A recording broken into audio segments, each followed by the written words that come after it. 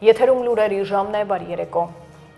Եվ այսպես վարչապետը Կիրակի Արարատի մարզի Արարատ գյուղի Սուրբ Հակոբ եկեղեցում կմասնակցի Տեր Երվանդ Քահանա Բաբայանի ձեռամբ մատուցվող Սուրբ եւ անմահ պատարագին։ Այս մասին Facebook-յան տեսաուղերձում հայտնել է Նիկոլ Փաշինյանը։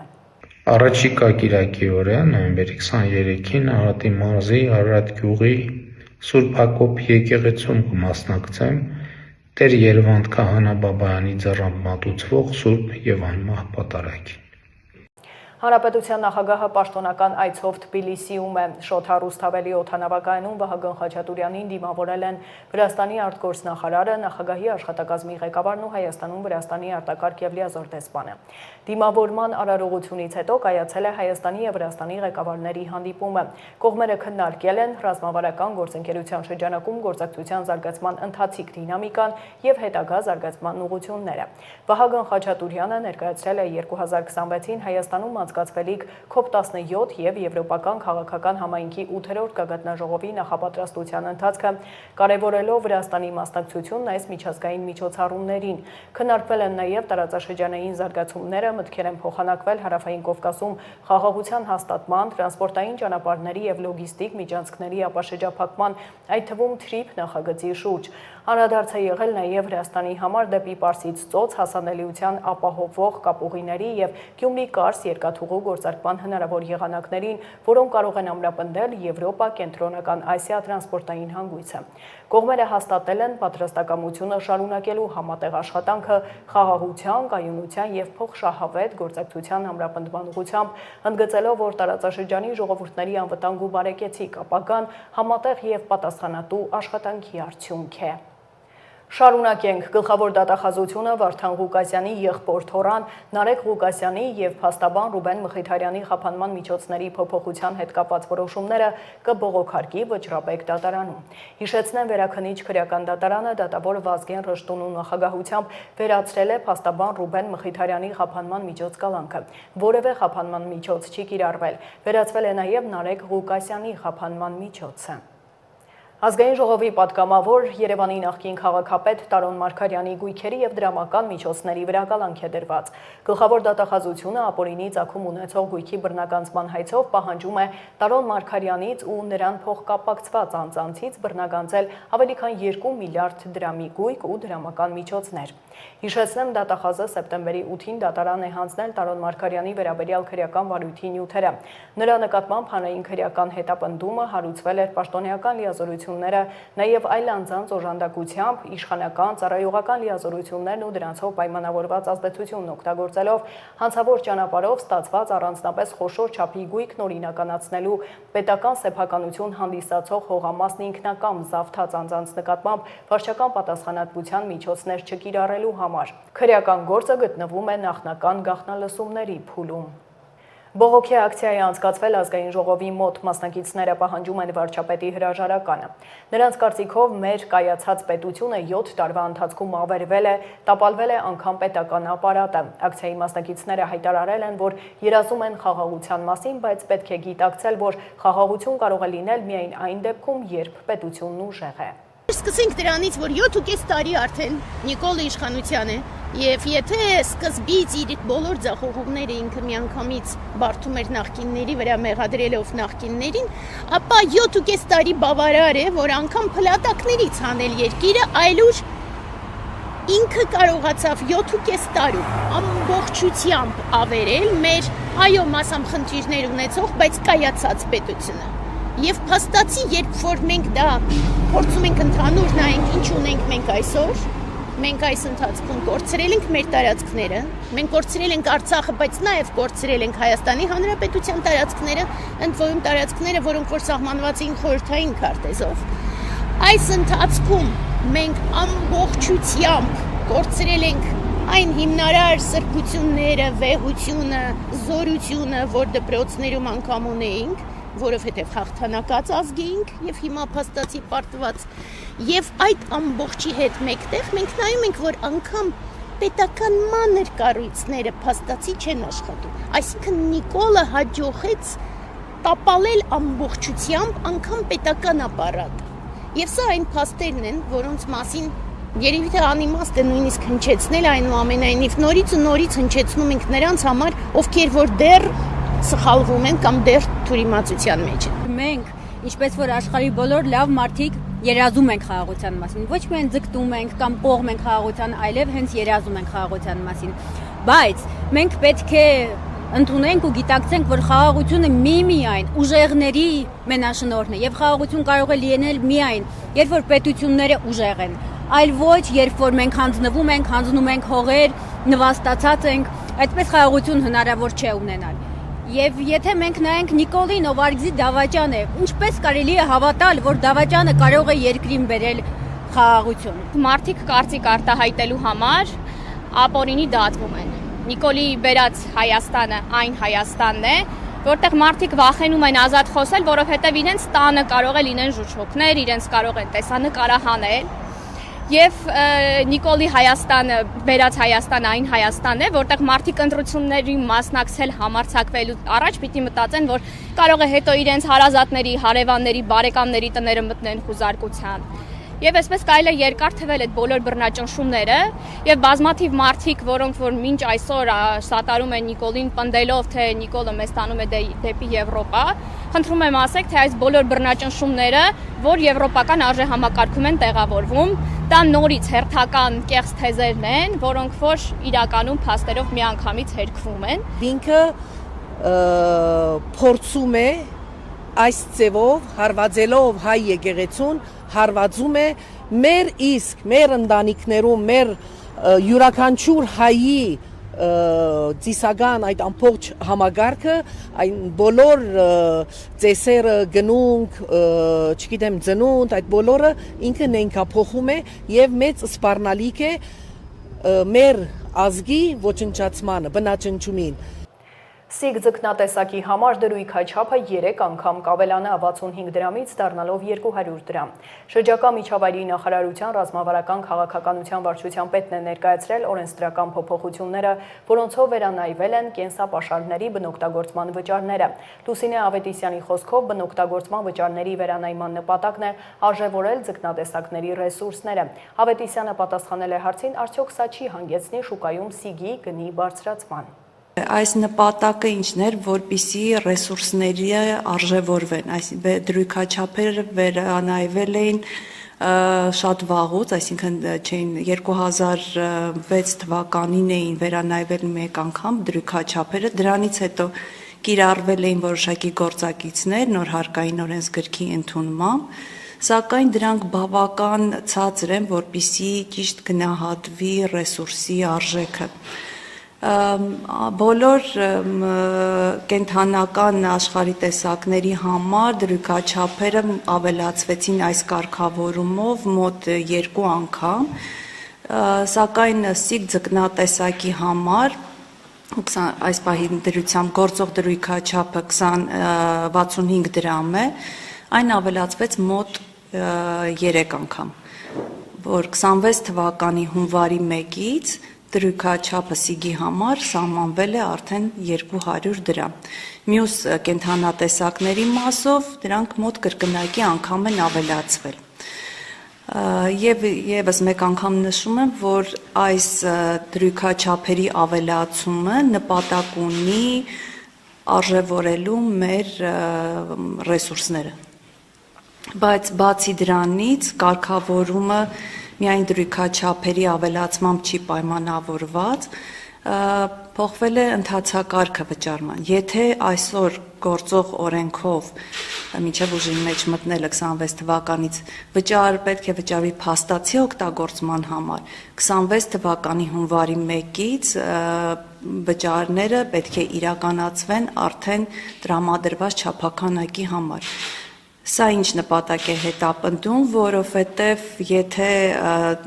դիմելու համար, եթե դիմումը որևէ կենդանիների օգտագործման համար տնտեսվարող կամ ֆիզիկական կամ իրավաբանական անձ, այստեղ կարևոր չի, եւ ստանում է համապատասխան իրավունքը, արդեն այս դեպքում հետո ստանալով այդ մեծ չափաքանակը փաստացի կարող է օգտագործել շատ ավելի քիչ, մյուսին զրկելով իր չափական, այսինքն արդարացի բաշխման մեխանիզմ է այստեղ դրվել, որ յուրաքանչյուրը սպառի այնքան, ինչքան իրեն անհրաժեշտ է, այսինքն չվերցնի մեծ չափականակ եւ ասի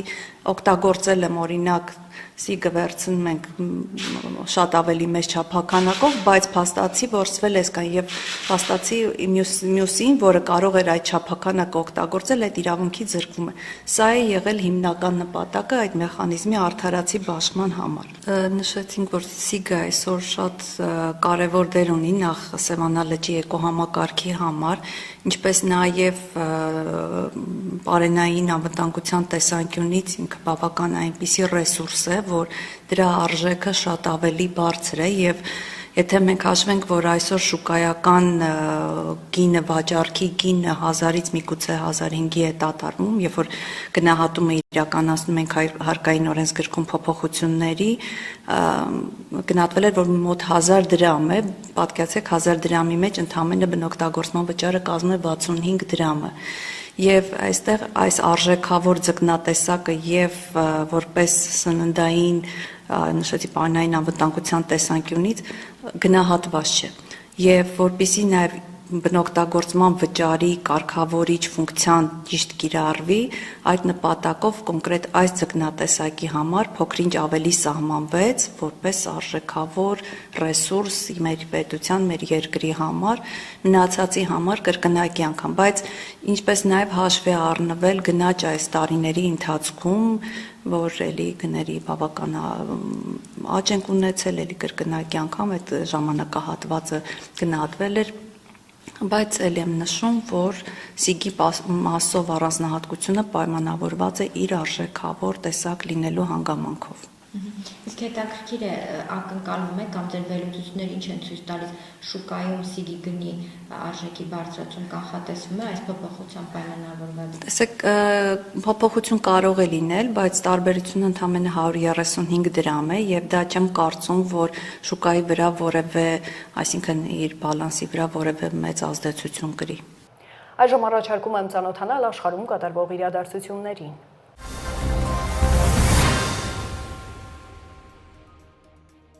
ԱՄՆ նախագահ Դոնալդ Թրամփը Սպիտակ տանը ջերմ ընդունելության է արժանացրել Սաուդյան Արաբիայի գահաժառանգ արքայազն Մուհամմադ բին Սալմանին։ Հանդիպման ընթացքում նշվել է, որ կողմերը ստորագրել են պաշտպանության ոլորտում ռազմավարական համաձայնագիր, հայտարարել են թագավորության կողմից ԱՄՆ-ում $100 միլիարդավոր նոր ներդրումների մասին։ Կողմերը պայմանավորվածություն են ձեռք բերել Սաուդյան Արաբիային ամերիկյան F-35 կործանիչների վաճառքի շուրջ։ Բացի F-35-երի շուրջ պայմանավորվածություններից երկու երկրները նաև համաձայնագրեր են ստորագրել, ըստ որի Սաուդյան Արաբիան ԱՄՆ-ից 300 տանկ ձեռք կբերի։ ԱՄՆ նախագահի խոսքով Սաուդյան Արաբիան իր ռազմական ներուժը կամրապնդի ամերիկյան ռազմական տեխնիկայի խոշոր գնումների շնորհիվ, որի վրա կծախսի գրեթե $142 միլիարդ։ Թրամփը շեշտել է, որ բացի երկու երկրների անվտանգության ամրապնդումից, դա կամրապնդի նաև Սաուդյան Արաբիայի դերը որպես մերձավոր արևելքում կայունության և անվտանգության կարևոր գործոն։ Ռուսաստանի նախագահը Կրեմլում հանդիպել է Չինաստանի Ժողովրդական Հանրապետության պետական խորհրդի վարչապետ Լի Ցյանի հետ, ով Մոսկվա է ժամանել Շանհայի համագործակցության կազմակերպության կառավարությունների ղեկավարների խորհրդի նիստին մասնակցելու համար։ Պուտինի խոսքով Ռուսաստանի և Չինաստանի միջև համագործակցությունը նպաստում է կազմակերպության որպես բազմաբևեռ աշխարհի հենասյուներից մեկի ի հայտ գալուն։ Հանդիպման ժամանակ Պուտինը խնդրել է Լի Ցյանին իր ողջույնները և բարեմաղթանքները փոխանցել Չինաստանի Ժողովրդական Հանրապետության նախագահին։ Ռուսաստանի ղեկավարի խոսքով համապարփակ գործընկերության և ռազմավարական փոխգործակցության նոր դարաշրջան մտած հարաբերությունները ապրում են իրենց պատմության լավագույն շրջանը։ Մեր չինացի ընկերների որոշումը Ռուսաստանի քաղաքացիների համար անվիզա ռեժիմ մտցնելու վերաբերյալ անկասկած կնպաստի մեր ժողովուրդների միջև շփումների հետագա զարգացմանը։ Շնորհակալություն եմ հայտնում բարի կամքի այս ժեստի համար։ Մեր կողմից շուտով ուժի մեջ կմտնեն Ռուսաստան այցելող Չինաստանի քաղաքացիների համար հայելային միջոցառումները, հայտարարել է Ռուսաստանի նախագահը։ Հնդկաստանի վարչապետ Նարենդրա Մոդին ընդունել է Ռուսաստանի նախագահի օգնական Նիկոլայ Պատրուշևին։ Նոյեմբերի 18-ին կայացած հանդիպման ընթացքում կողմերը քննարկել են երկու երկրների միջև ծովային ոլորտում համագործակցությունը։ Այս մասին Մոդին նշել է X սոցիալական հարթակում գրառման մեջ։ Մենք արդյունավետ քննարկումներ ունեցանք ծովային ոլորտում համագործակցության, այդ թվում կապի, հմտությունների զարգացման, նավաշինության եւ կապույտ տնտեսության ոլորտում համագործակցության նոր հնարավորությունների վերաբերյալ, գրել է Հնդկաստանի վարչապետը։ Պատրուշևը նոյեմբերի 17-ին ժամանել է Նյու Դելհի եւ բանակցություններ է վարել մի շարք պաշտոնատար անձանց հետ։ Ուկրաինայի նախագահ Վլադիմիր Զելենսկին աշխատանքային այցով ժամանել է Անկարա, որտեղ նրան դիմավորել են թուրք պաշտոնյաներ, ինչպես նաև Ուկրաինայի ազգային անվտանգության եւ պաշտպանության խորհրդի քարտուղար Ռուստեմ Ումերովը։ Ումերովը գործուղման էր մեկնել Թուրքիա նոյեմբերի 18-ին։ Նա հայտնել էր, որ մտադիր է ակտիվացնել գերիների փոխանակման շուրջ բանակցությունները։ Մինչ այս Ուկրաինայի նախագահն այցելել էր Հունաստան, Ֆրանսիա եւ Իսպանիա, որտեղ ստորագրվել էին կարևորագույն համաձայնագրեր։ Լիբանանի առողջապահության նախարարությունը տեղեկացրել է, որ իսրայելական ուժերի կողմից Լիբանանի հարավում գտնվող Ատ-Տիրի գյուղաքաղաքում մեքենայի վրա հարձակման հետևանքով զոհվել է 1, վիրավորվել եւս 11 մարդ։ Իսկ փախստականների ճամբարին հարվածի հետևանքով Լիբանանում 13 մարդ է զոհվել։ Հարվածից վնասվել է նաեւ դպրոցական ավտոբուսը, որը այդ պահին անցնելիս է եղել հարձակման վայրի մոտով։ Մի քանի աշակերտներ, ինչպես նաեւ ավտոբուսի վարորդը վիրավորների թվում են։ Բացի այդ, իսրայելական ուժերն անօդաչու թռչող սարքից մի քանի ականատային արկերով թիրախավորել են Բլիդա բնակավայրի տներից մեկը, պատճառելով նյութական վնասներ։ Լիբանանի առողջապահության նախարարության տվյալներով 2024 թվականի նոյեմբերի 27-ից մինչև 2025 թվականի նոյեմբերի 3 ընկած ժամանակահատվածում Լիբանանում Իսրայելի կողմից օդային, ցամաքային եւ ծովային խախտումների ընդհանուր թիվը կազմել է 5163։ Հարձակումների հետևանքով զոհվել է 309, վիրավորվել եւս 598 Լիբանանի քաղաքացի։ Արմինե Գևորգյան, Update լրատվական։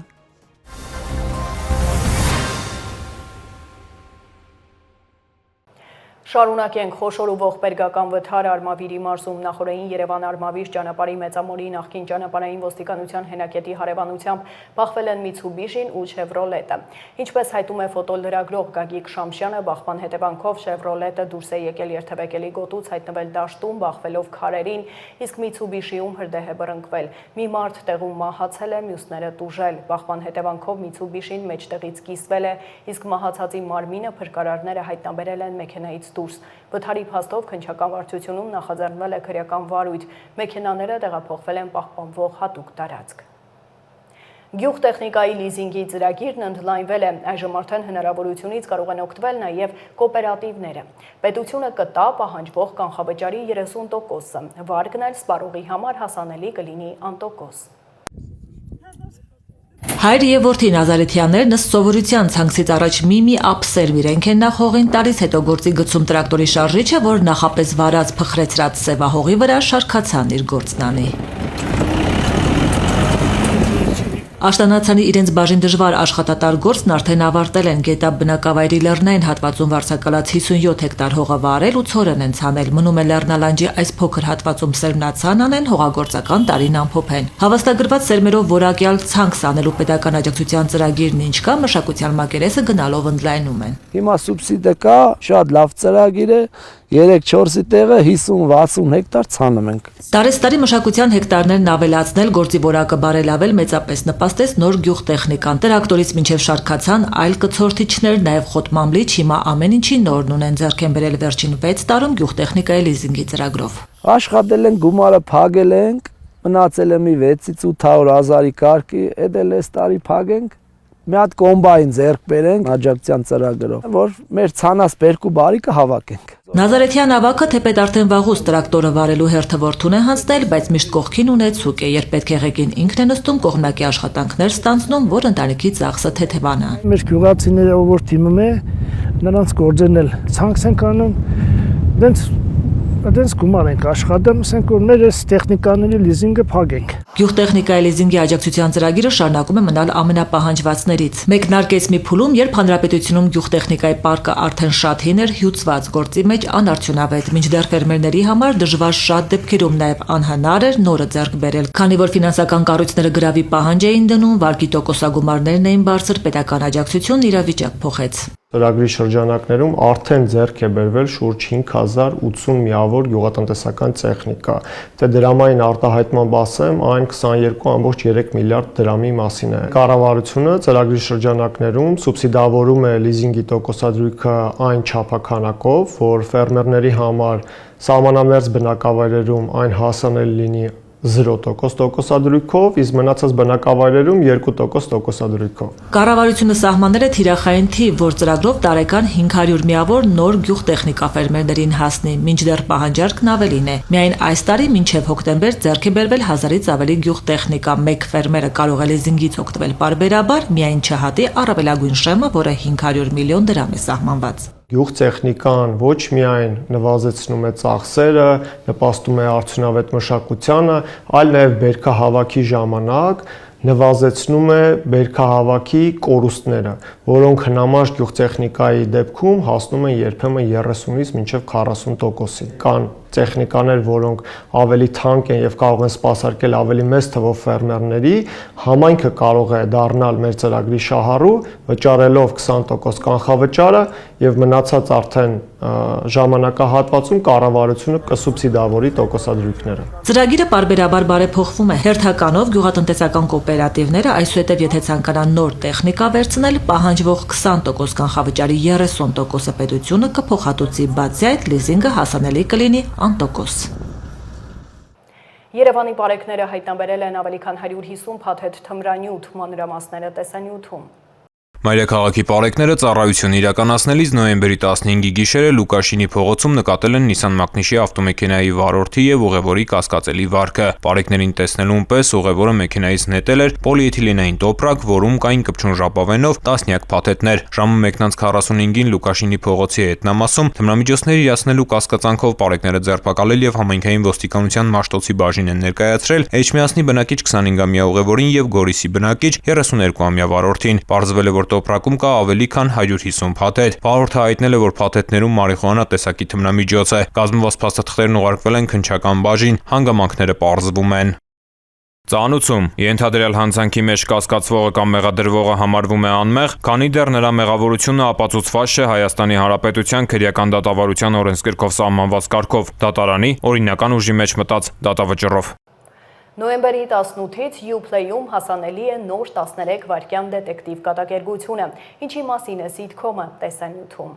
Ucom-ն ու Armflix-ը ներկայացնում են պրեմիերա 13 վայրկյան զվարճալի հետաքրքիր ու արկածային դետեկտիվ կատակերգություն միայն Uplay-ի բաժանորդների համար։ Ծիծաղ, լավ դրամատրություն եւ անկրկնելի դերասանական խաղ։ 16 սերիայից բաղկացած կատակերգության գլխավոր պրոդյուսերը Ռոբերտ Օղլաղչյանն է, գեղարվեստական ղեկավարն ու պրոդյուսերը Սերգեյ Հայրապետյանը, ռեժիսորը Հովհաննես Ղազարյանն է։ Գլխավոր հերոսները սիրված դերասաններ Մկրտիչ Արզումանյանն ու Լիանա Վանոյանն են։ Այս նախագիծը տարբերվում է